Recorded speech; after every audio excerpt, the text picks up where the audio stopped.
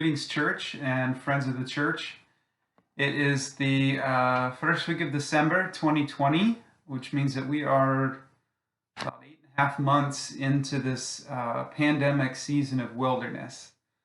And the wilderness is that metaphorical image we've been considering of being thrust out from and disconnected from what we used to know as normal, and not being to a new normal yet. This in-between season of wandering together towards something that isn't yet realized. It's a season where we're not monopolized by going through the motions of what used to be normal, and we're not going through the motions of a new normal yet. And so we have this unique chance to reflect critically on our life together and to imagine a future that is better. So in this series of reflections, we've considered the natural physical tendencies and temptations that evolved within all of us, the isms that plague us as a collective people, these sicknesses that are the collective embodiment of these natural self-serving tendencies. We've considered the need for a spirituality that counteracts these forces, and we've started to consider some different practices that can nurture that spiritual voice within us that helps us to move beyond the physical trappings when we listen only to what these physical mechanisms within us tell us about who we are and how we're to act in life with others. As we consider spiritual practices, we are not conflating spirituality with religion. They can overlap, and they do for many people, but they are not one and the same. Some of us connect to a larger spiritual view through the lens of institutional religion and its practices, while others don't. But all, regardless of affiliation with religion or not, are capable of nurturing a common spirituality. And my argument in this series is that we must figure out how to see ourselves in a different way than we see ourselves when we only listen to these self-serving mechanisms within us. I hope that these reflections help us all to implement spiritual practices, whether within the context of religious habit or not.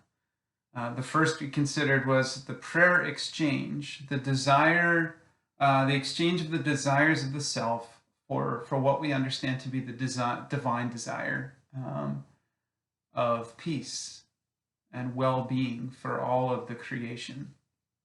The second spiritual practice that helps us to have that voice in us that speaks a different word about who we are and than what these fearful physical tendencies tell us is the practice of meditation, which is the intentional effort to become aware of very little, if anything, to clear the mind, to be fully present to the moments and to the self.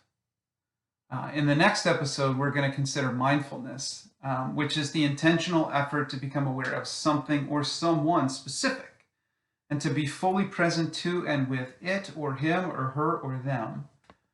But meditation and mindfulness, although often named in the same breath and conflated, are not always one and the same. And so we want to be clear in what we're considering. So meditation is it's that intentional effort to stop thinking about other things and other people, to stop replaying the past or being preoccupied with thoughts of the future, to simply rest in the moment, in the present, to rest in the okayness, the goodness, the safety, the calm of the present. Now, meditation can come packaged in the context of religion, whether it's a practice in a monotheistic religion of focusing on the presence and guidance of the divine in the present moment, or it can be a practice of a non-theistic religion like Buddhism, which has many expressions of both meditation and mindfulness. But whether the meditation comes within a particular religious framework or not, the physiological results and benefits of meditation are the same. To understand why meditation is such a critical practice, we have to remember this reality of how our human physical tendencies worked. how do these things actually happen physiologically? How is it that we are so compelled to fight, to think negatively about others, and to tribalize with those who look and think like us? These three self-serving tendencies that evolved within us all. How and why do these happen, and thus nurture the temptations they cause? This temptation to self-elevate, to seek power over and against others, and to ascribe to a God understanding that condones our self-serving. So, in ancient Greek medical theory, which is what shaped the understanding of Jesus and his contemporaries regarding the human body, they called this physical, self protecting, and self serving reactionism against others thumos, which most often gets translated into English as wrath. It's that visceral reactivity against another. It's the word from which the thymus is named, that organ that's in front of our heart but behind our sternum. So the Greeks assumed that this organ was the culprit, since it's where those reactive emotions are subjectively felt. When we perceive an attack or a threat, whether it's real or not, our body generates a physiological response and we feel it in the chest. Maybe you know what it's like to feel that thing in the chest when we're threatened or angered by a person or an event or an idea or set of circumstances. It's like our hearts are beating under this big lump.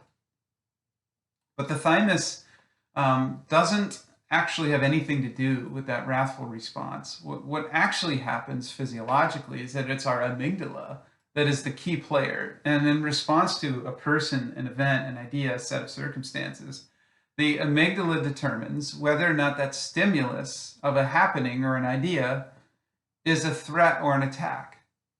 And if what is happening or what could or would happen based on an idea or a thought is not a threat or an attack, if the amygdala does not perceive it as a threat or attack, then the data goes to the cerebral cortex, which is that thinking, processing part of the brain.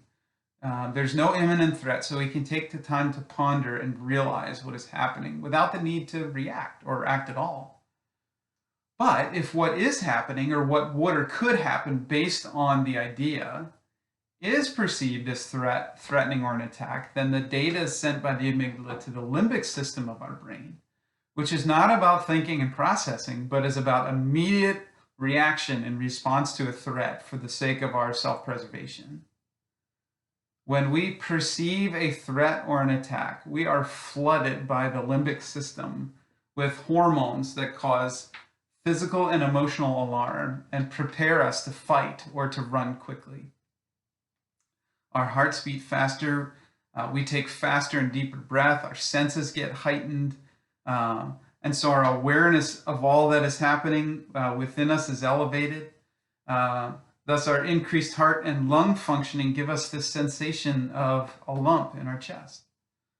Our response is emotional and reactive rather than logical and careful after this. We are driven to react and act, no time to think.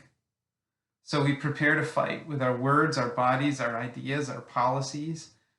With no counteractive force or effort, we assume that the happening or the person or the idea is indeed negative, and our brain files them away under the category of enemy.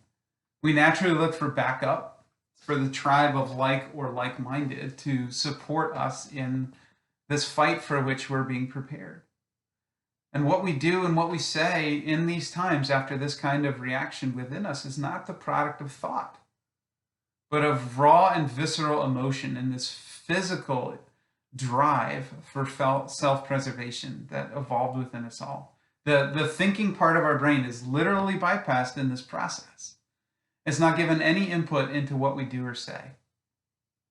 This is the source of those destructive and counterproductive tendencies to fight, to assume, to tribalize.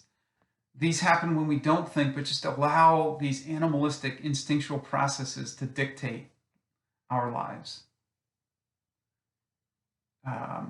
There are stories of this kind of reactivity, this kind of thumos in the scriptures.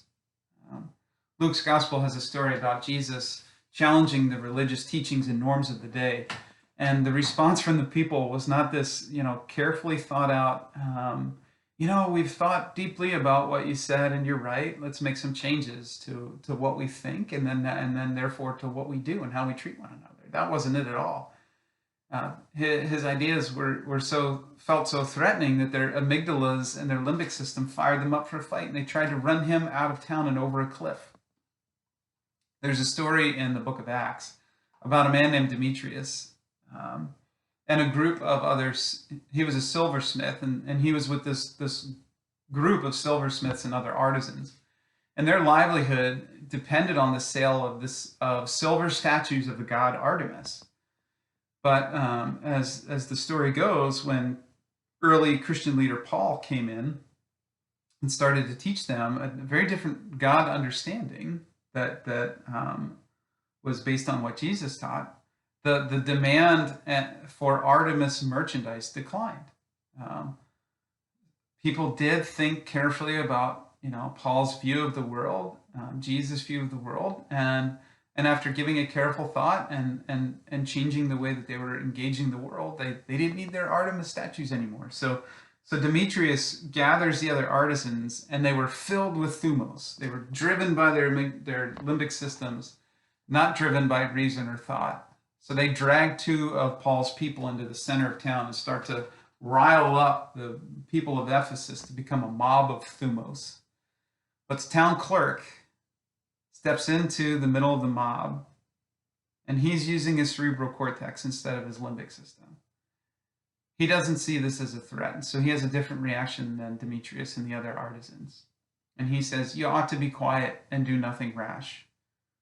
This ought to be settled in the regular assembly of the court. We are in danger of being charged with rioting today by the Romans, since there is no cause to justify this commotion." Now, I love this story because it's a good clue for all of us that about when we are listening only to what our amygdalas and limbic systems are telling us about who we are and what we ought to do. If someone tells us, like that town crier, or maybe we realize later for ourselves that there was no sufficient cause to justify the commotion that we were part of, then we were likely being overcome by thumos, reactivity. If an idea, an action, a reaction seems, in hindsight, to be far more the product of some fictional fear rather than a justifiable cause, then we have to know that although those instincts are within us for very good reasons, they can lie to us about the severity of a threat. They can lie to us about something being a threat when it's not a threat at all. There were no witches in Salem. The Jews were not the danger as Hitler claimed them to be. There was no Y2K meltdown, and there is no shortage of toilet paper. Think about some of the other commotions that have been a part of our story lately. The community of refugees from South and Central America were falsely portrayed as this angry mob coming to abuse and steal that we must fear rather than help. And any conversations about a proper, compassionate response just devolved into reactivity. Think about how many communities in our nation are filled with Black Americans and allies who are protesting the social injustice of racism, and how they're being portrayed falsely as violent rioters and looters that need to be feared. And we see these tribal lines being formed. They're drawn between black and blue as if that's a choice we all have to make. And any conversations that we might have about meaningful change for the sake of a more just America have just evolved into reactivity. No justifiable cause for the commotion, and because of that, then we can't think. Any conversations we've tried to start over the last couple decades about our uniquely American struggle with gun violence and mass shootings, how quickly do those conversations devolve into reactivity and fear that making any change will somehow automatically be this tyrannical stealing away of weapons and rights? Any conversations about the true nature of the pandemic and how to best overcome this challenge together so quickly devolve into reactivity and fear that wearing a mask is some other assault on rights and that any collective measures will spell certain doom for the economy. or also recently, conversations about the outcome of the election, which has been certified by international, national, state, and local officials for both parties as being, completely legitimate. Any conversation about that, so much conversation about that has devolved just into this reactivity, and our partisan divide has grown. These fights, assumptions, the tribalization that's happening has been so rash. And if we're honest, they lack sufficient cause to justify the commotion. It's just unproductive fighting. And there's no collaboration, there's no cooperation toward a better and more peaceful future for everyone involved. We're stuck. And we're stuck because we're listening to our limbic systems cry wolf, and the fears that these natural tendencies stoke within us as our hearts beat and we get this lump in our chest, even at the thought of an idea. So maybe you know what that's like to have an event, an idea, a news story, an opinion of a talking head to cause that lump in your chest, to sow fear and wrath and anger within you. And we know that that kind of antagonism, that kind of reactivity, it does not fade with a deep breath and a count to 10. It takes at least 20 minutes, if not hours, depending on which scientific study you read, for this physical reactivity system to relax from that initial stimulus and hormone rush. When we are physically primed to fight, to assume, to tribalize, that stays with us for hours after just one perceived threat. And furthermore, we can imagine what happens then when we're constantly surrounding ourselves with voices that seek to sow that more of that fear within us. If we start our day by turning on a TV station full of voices that seek to reinforce and incite us as a tribe, and it remains on in the background where we can hear it all day. Or if we're constantly on social media seeing memes and articles and videos that seek to incite one tribe against others. Or if we sit down to read, but it's a book or a magazine that seeks to reinforce and incite us as a tribe to fight.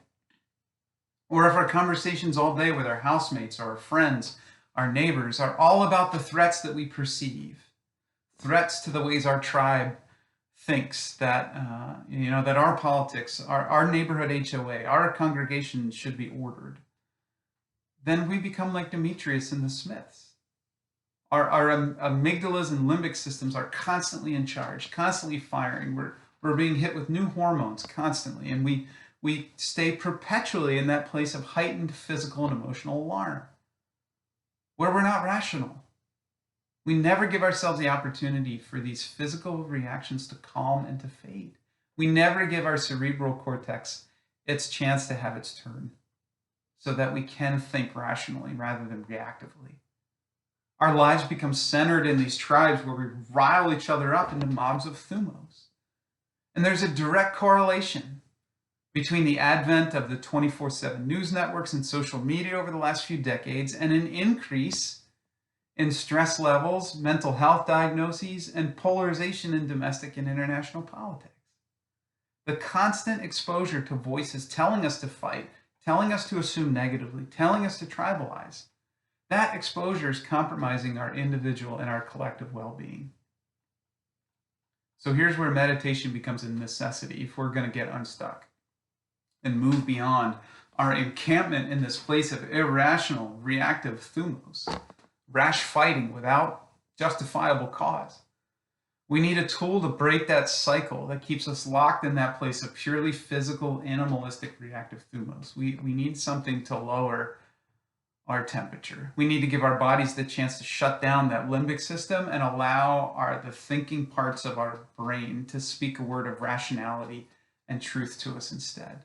We need to shut off and shut out the voices, the images, the ideas that we perceive as threatening or that sow fear of threat within us for long enough that our emergency warning systems can shut off and we're able to see ourselves and we're able to see others rationally.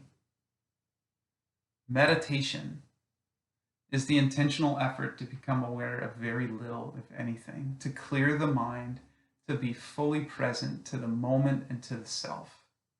Meditation is not about the words that one says or the posture with which one sits, but about the ability to rest in the goodness, the beauty, and the safety of the moment. To be so focused on the moment being free of threat or risk that the limbic system stops flooding us with stress hormones so that we can relax and so that we can think clearly. So some meditate following the example of a religious leader or figure. We know from the stories that Moses found such clarity about the role that he could play in the pursuit of justice for his enslaved peoples as he was out in the fields with the flocks. Jesus constantly got away from the crowds and away from his friends to find the peace of a garden.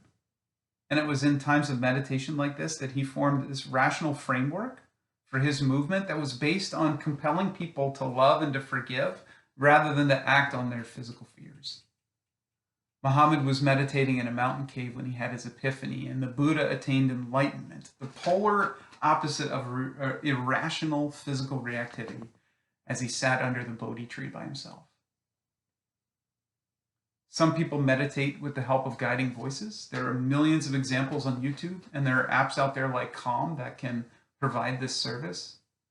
Some people meditate while sitting in a boat fishing, or sitting on the beach listening to the waves, or while on a hike through the woods.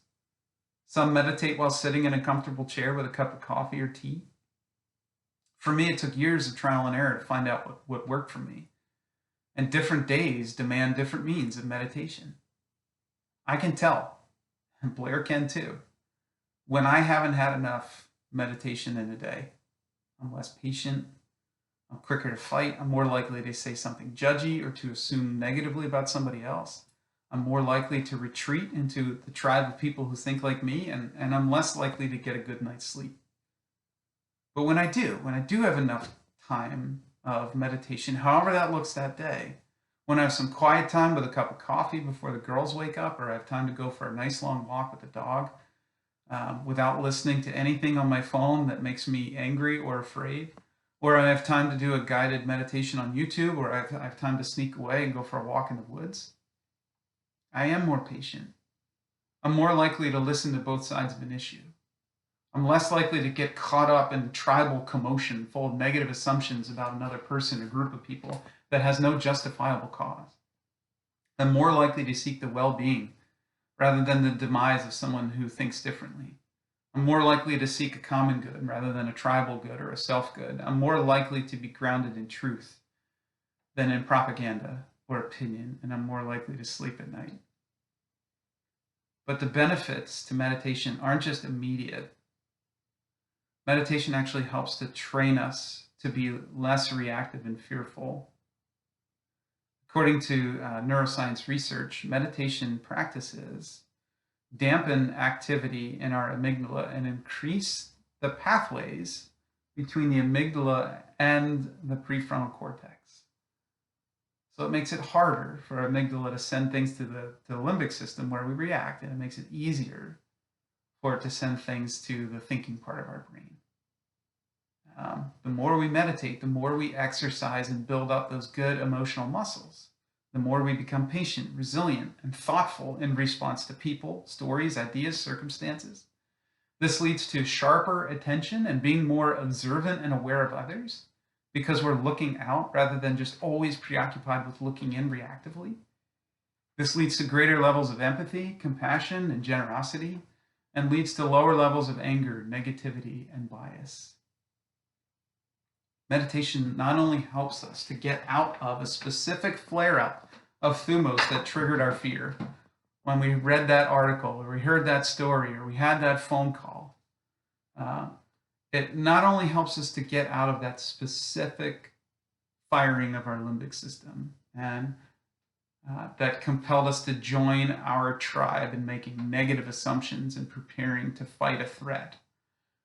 It also helps longer term. It helps to make it less likely that we'll have the same visceral, animalistic reaction the next time we're faced with that same idea, person, or circumstance. Slowly but surely, the more we integrate a meditative practice into our normal routines, seeking the quiet and the well-being of the moment, turning off and tuning out the noise, allowing that lump in our chest to fade, the more we will be the kinds of people who can respond to the complexities of life with less antagonism and commotion and unproductive fighting, but instead with a more helpful and rational response. Meditation is the second critical spiritual practice that helps us to move beyond the isms that plague us as we are slaves to our physicality. If in prayer we exchange our self serving desires for the divine desires of love, forgiveness, justice, and peace, then meditation is one of our best tools for overcoming the physical reactiveness that's so often the roadblock in that journey. And so, religious or not, how might you develop this practice of regularly resting in the quiet, the safety, the goodness, the beauty of the present, so that your reactivity is quieted and lessened? And so that your brain and your heart, your compassion and your understanding might be that which truly dictate your living. What voices do you need to stop giving access to your spirit? Who do you need to tune out or turn off because they only sow fear? So that you can see yourself and you can see the world around you more clearly and more truly. What voices, maybe like the town crier in that story, do you need to allow more into your spirit? Because they will sow truth and reason, compassion and peace. I'm happy to talk with anyone about this, so please feel free to reach out. I wish you all well with your meditations, friends, whatever form it takes for you. Stay home, stay safe. Wear a mask, please. It is getting scary and dangerous each day more so than the one before. Be well, and peace to all.